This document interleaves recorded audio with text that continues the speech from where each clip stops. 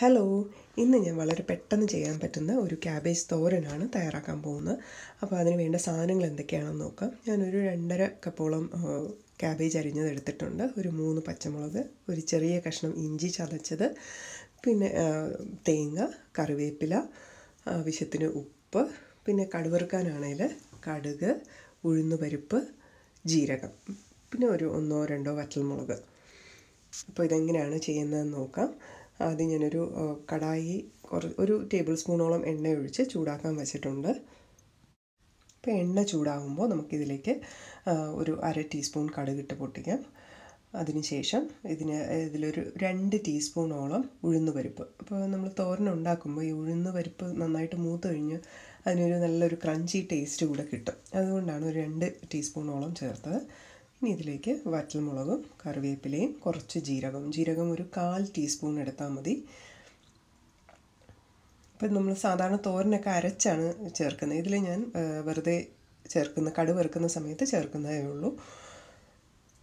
അപ്പോൾ ഇതിലേക്കിനി ഞാൻ അരിഞ്ഞു വെച്ചിരിക്കുന്ന ക്യാബേജ് ചേർക്കാം. അപ്പോൾ ക്യാബേജ് ഇതിനു മുന്നേ ഞാൻ ഒരു ക്യാബേജ് ചട്നി പോസ്റ്റ് ചെയ്തിട്ടുണ്ടായിരുന്നു. അതിനകത്ത് പറഞ്ഞ സെയിം കാര്യങ്ങൾ തന്നെയാണ്. ക്യാബേജ് എന്ന് പറയുന്ന vitamin C and vitamin K ഒക്കെ റിച്ച് ആയിട്ടുള്ളൊരു വെജിറ്റബിളാണ്. അപ്പോൾ ഇത് സ്ഥിരമായിട്ട് നമ്മൾ കഴിച്ചു കഴിഞ്ഞാൽ ടൈപ്പ് 2 ഡയബറ്റീസ്, അതുപോലെ LDL കൊളസ്ട്രോളൊക്കെ കുറയ്ക്കാൻ നല്ലതാണ്.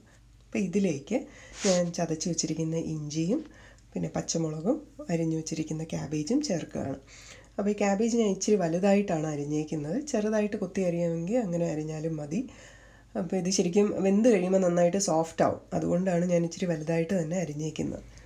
അതുപോലെ തന്നെ ക്യാബേജ് ചട്നി ആണെങ്കിലും ശരി, തോരനാണെങ്കിലും ഒക്കെ ഞാൻ ഒരു ചെറിയ കഷ്ണം ഇഞ്ചി എപ്പോഴും ചതച്ച് ചേർക്കും. കാരണം ഈ ക്യാബേജ് വെന്ത് വരുമ്പോഴത്തേക്ക് അതിനകത്തൊരു സൾഫർ കണ്ടൻറ്റ് ഉള്ളത് കൊണ്ട് തന്നെ ഒരു പ്രത്യേക സ്മെല്ലാണ്.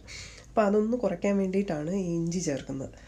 അപ്പോൾ ഞാൻ ആവശ്യത്തിന് ഉപ്പ് കൂടി ചേർത്ത് അടച്ചു വെച്ച് വേവിക്കുകയാണ്. അപ്പോൾ ഈ ക്യാബേജ് വേകാനുള്ള വെള്ളം അതിനകത്ത് തന്നെ ഉണ്ട്, ആ വെജിറ്റബിളിൽ തന്നെ ഉണ്ട്. അപ്പോൾ നമ്മൾ ഇതിനകത്ത് വെള്ളം തളിച്ച് കൊടുക്കുകയാണെങ്കിൽ അത് തോരൻ ഡ്രൈ ആയിട്ട് കിട്ടില്ല. അതിങ്ങനെ സോഫ്റ്റായിട്ട് നനഞ്ഞിരിക്കും. അതുകൊണ്ട് നമ്മൾ വെള്ളം ചേർക്കരുത്.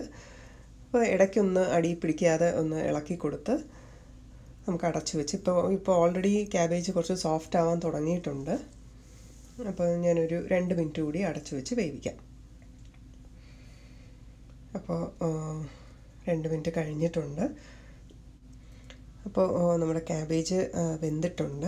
ഇനി ഇതിലേക്ക് തേങ്ങ ചേർക്കാം. ഞാനൊരു 1/4 കപ്പ് തേങ്ങയാണ് എടുത്തിട്ടുള്ളത്. നമുക്ക് ഇഷ്ടമുണ്ടെങ്കിൽ കുറച്ചും കൂടി തേങ്ങ എടുക്കാം. ഓക്കെ, ഇതിൽ മഞ്ഞളൊന്നും ഞാൻ ചേർക്കുന്നില്ല. ഇത് വെള്ള കളറിലിരിക്കുന്ന ഒരു തോരനാണ്. അപ്പോൾ നമുക്ക് ഇഷ്ടമുണ്ടെങ്കിൽ കുറച്ച് മഞ്ഞൾ ചേർക്കാം. മഞ്ഞൾ എന്തായാലും നമ്മുടെ ഹെൽത്തിനൊക്കെ നല്ലതാണ്.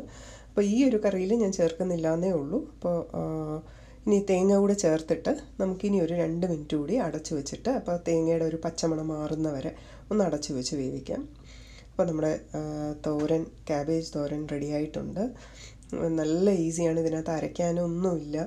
ആകെ എരിവ് എന്ന് പറയുന്ന പച്ചമുളകിൻ്റെ എരിവാണ്. പിന്നെ കടുക് വറുക്കുന്നത് മാത്രമേ ഉള്ളൂ. അപ്പോൾ ഒരു 5-6 മിനിറ്റ് കൊണ്ട് നമുക്ക് പെട്ടെന്ന് ചെയ്യാൻ പറ്റുന്ന ഒരു തോരനാണ്. എല്ലാവരും ട്രൈ ചെയ്ത് നോക്കണം. ഇത് നമ്മുടെ ചോറിൻ്റെ കൂടെയൊക്കെ നല്ലൊരു സൈഡ് ഡിഷാണ്. അപ്പോൾ എല്ലാവരും ട്രൈ ചെയ്യുമെന്ന് വിശ്വസിക്കുന്നു. Thanks a lot for watching. By.